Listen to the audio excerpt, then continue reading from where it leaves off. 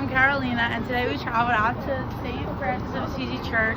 I'm really excited to go inside and see what they have. It's beautiful, as you can see, and I can't wait to take you guys along with me, so come on. The architecture of St. Francis is Gothic style, and when you look at the front, you can see the mosaic of St. Francis, which is truly beautiful.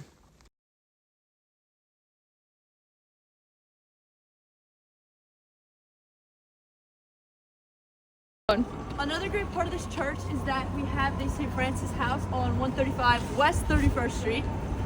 In 1984, this house was founded to help the needs of the people experiencing homelessness. The organization grew very quickly and has helped people of Leicester all the way from back then to today. Not only does it feed the hungry, but it also offers guidance to those who are seeking help.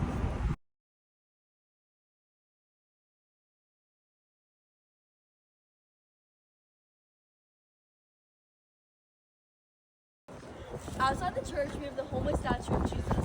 Whatever you did for one of my least brothers or sisters, you did for me. Matthew 25:40. It's the mission of the Franciscans to help the homeless in the Leicester. They exemplify this mission by every morning having a food drive for those less fortunate. At around 12 o'clock, the church had opened for Mass, and Father Brian J. Jordan told us that if we were able to stay for Mass, and then afterwards he would be able to give us a tour of upstairs in the main part of St. Francis with the mosaic. So all the Kellenberg girls stayed, and we were able to join Father Brian afterwards.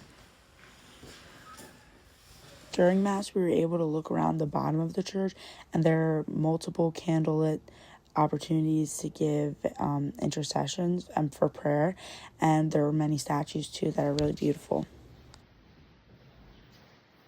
Something that made Mass so much memorable was when Father Brian pulled me and all the other Kellenberg girls up to the front and gave us a special blessing along with all the veterans at Mass that day, and I thought that was a really beautiful moment that I'll always remember St. Francis for. Some of the statues that really stuck out to me was the statue of St. Francis, as seen here. I think it's just a really beautiful statue and depicts what he's known for. This is when we were brought to the upper layer of St. Francis, and we learned about the mosaic. On the third journey, Columbus went from Spain. Father Brian pointed out some main figures all across the mosaic, one being St. Clare, who could be found to the right side of Mary in the middle. She was the first woman religious to create a religious order, which was known as the Poor Clares or the Poor Ladies, and she was a very inspiring Franciscan follower. And she made change to a male-dominated church and was the first woman ever to write her own rule. In the center of the church, you could see the Chapel of San Damiano, which is where Jesus told his followers to rebuild the church, and they thought he meant literally, but he actually meant spiritually with his followers and to help others. In the middle of the mosaic is where you can see Mary, the Queen of Angels. She's stepping on a snake to represent good over evil. And then also, if you look to your left bottom, you can see indigenous people shown in the mosaic, and they're surrounded by Franciscan gifts and what the Franciscans are known to do, both male and female, but also lay people like Elizabeth, who married and prayed to St. Francis, and this was meant to represent how during the times of not unity throughout Franciscans and natives, it shows that God created everyone to be together and get along and not fight. One notable Franciscan shown is Saint Bonaventure, and he was seen playing a violin.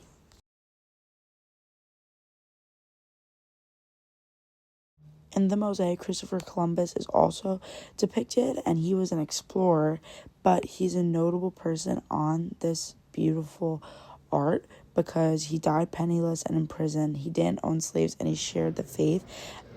Even on the doors of his ships, there were Franciscan carvings, and he shared his faith, and that's why he's included onto this mosaic.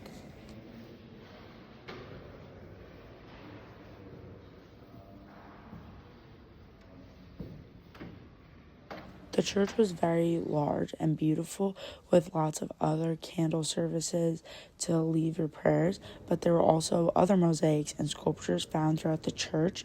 But St. Francis was created in 1891, and all this artwork came from Franciscan artists from Florence, Italy, and it was the first job of art ever done in the US, and the church is around 134 years old.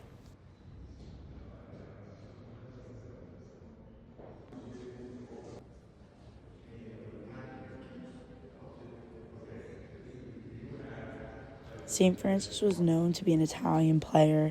He drank and partied. As Father Brian explained to us, he decided to make a change in life when he felt God's calling, and this is why he's a perfect example for our faith, because it shows no matter how bad or how much of a sinner you think you could be, there's always time for change, and God will be by your side no matter what to help you through the faith.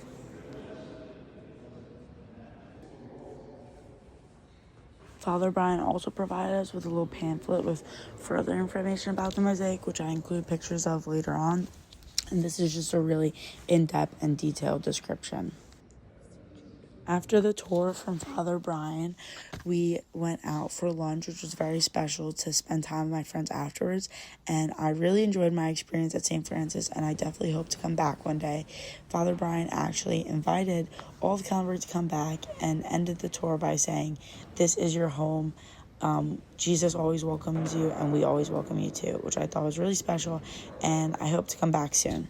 Okay, so to conclude our project, we take a free bits across the street, just enjoy breakfast together. So thank you for watching, and goodbye. Bye.